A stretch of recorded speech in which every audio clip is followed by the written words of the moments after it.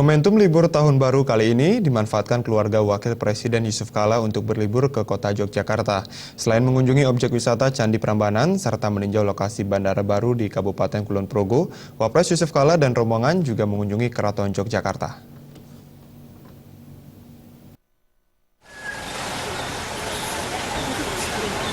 Dengan menggunakan bus, rombongan keluarga Wakil Presiden Yusuf Kala langsung disambut oleh Raja Keraton Yogyakarta Sri Sultan Hamengkubuwono X beserta sang istri Gusti Kanjeng Ratu Hemas di kebun Keraton Yogyakarta.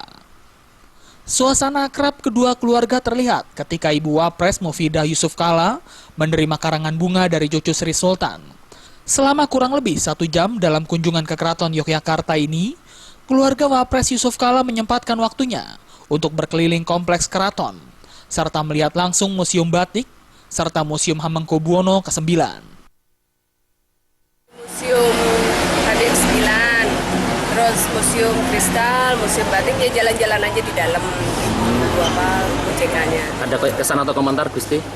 Ya, Ibu lihat bagaimana dari masa kecilnya yang Sinuwun ke-9 sampai surutnya. Di situ kan semua ada, jadi ya tanya, oh ini waktu zaman ini, jadi kayak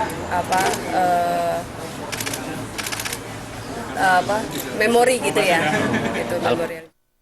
Selain mengunjungi Keraton Yogyakarta selama 4 hari libur tahun baru, keluarga Wakil Presiden Yusuf Kala di Yogyakarta juga telah mengunjungi sejumlah objek wisata Candi Boko, Candi Prambanan Kaliurang, serta meninjau lokasi bandara baru di Kabupaten Kulon Progo.